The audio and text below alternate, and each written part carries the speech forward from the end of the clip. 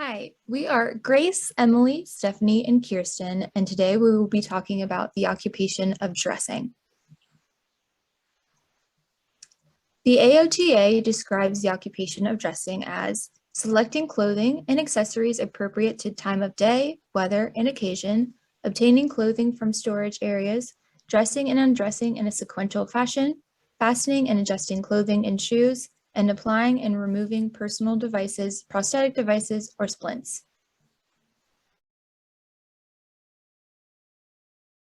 First, we're going to take a look at dressing with 6-year-olds. As I play the following video, I want you to imagine yourself as a 6-year-old just learning how to dress. This is the way we put on our t-shirt, put on our t-shirt, put on our t-shirt. This is the way we put on our t-shirt, we get dressed every day. This is the way we put on our pants, put on our pants, put on our pants. This is the way we put on our pants, we get dressed every day. Okay, so what is happening at this age? Basically, children are learning to tie their shoes, transition from other fasteners like Velcro, buttons, snap buttons, and they're learning to take on and off their shirts and pants, and with as much independence as possible. So there are many skills and factors that play a role in dressing for children at this age. There's many motor skills involving positioning, grasping, manipulating, coordinating, stabilizing.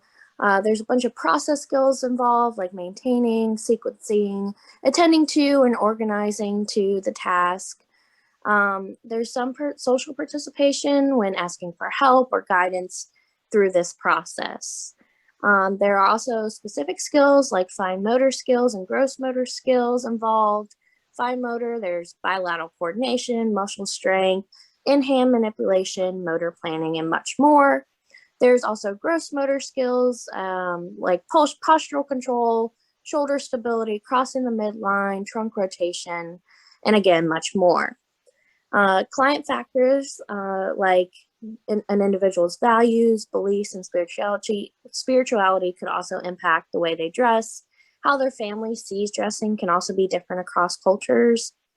Other client factors involved are body function, so cognitive aspects like executive functioning, memory, thought process, and even emotions. Another big one is body awareness, is a major part of dressing as an occupation. Some social factors can also impact dressing: the caregiver's willingness to let the child be independent or not independent, and then as well as trends in society, with some social and cultural norms. Additional contextual factors involved in dressing are weather for that day, different cultures, and what they wear between men, women, children. It can all be very different, and locations can be different as well, like what you dress for school or the park or home. There are many factors involved in dressing, and as you see, 6-year-olds, it may seem very overwhelming for them. Actually, Sukalawati and colleagues found that children with intellectual disabilities were more willing to participate in and showed improvement in dressing skills when they showed a video of modeling, just kind of like the one we just watched a little bit ago. Next, I'm going to talk about 13-year-olds and also just early adolescents in general.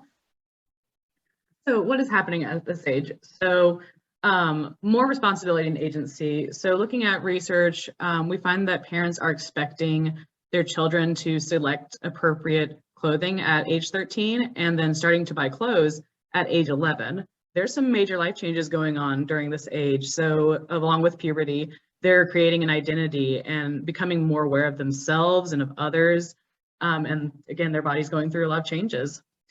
The human capacities are very similar to the earlier age point that we just looked at, but the tasks are becoming a little more complex. So the introduction of those new types of clothing might need some more, excuse me, some skills needing to be improved on. And then processing skills such as style and function are becoming more prevalent. So deciding what to wear, judging, making judgments on what's appropriate. Social factors that are included, influenced by peers and societal trends. So research has found that 12 to 14-year-olds are really concerned about fashion trends, being in style, and wearing prestigious brand names.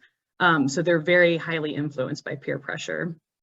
In addition, there are norms and expectations. So what's appropriate for them to wear based on gender norms, and a lot of schools have dress codes.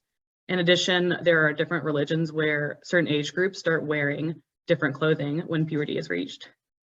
And additionally, there are contextual factors. So where is this happening? Is this happening at school? Is it happening at the home?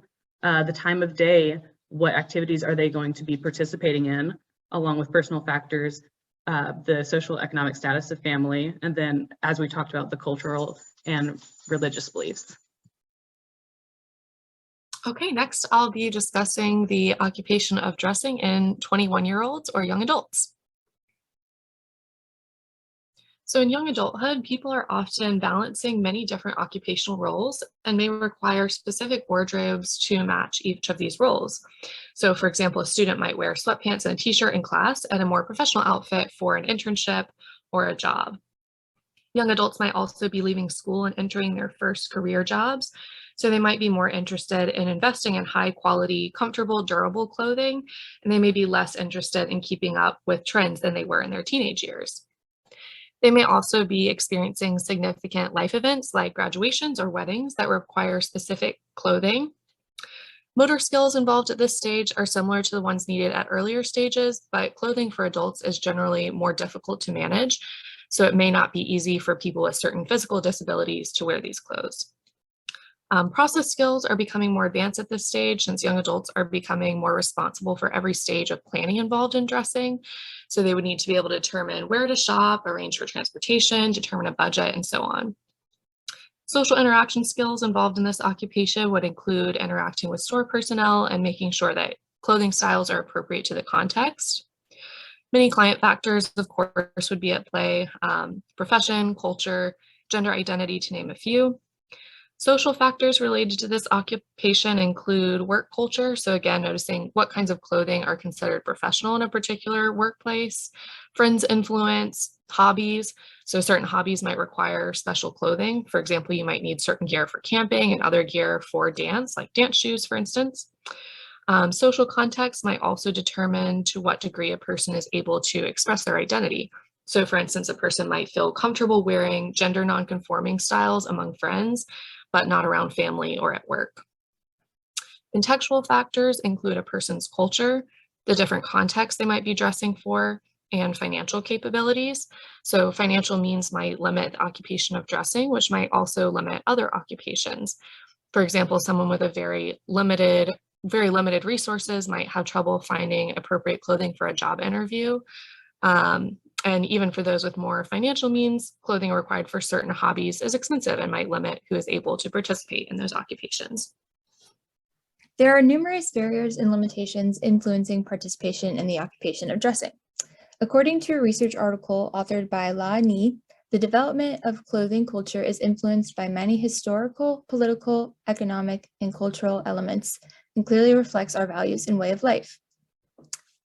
Socioeconomic status influences the access that individuals have to clothing, shopping, and clothing storage.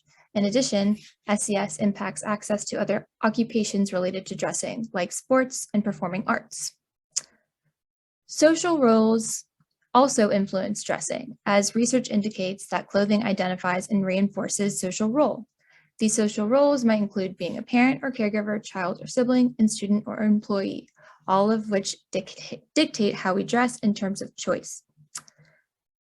Gender and sexuality also influences how we dress, as dressing is often used to express parts of identity like gender and sexuality. Fear of discrimination or harassment may influence choice in clothing and where individuals choose to go depending on how they are dressed, in prioritizing feeling accepted.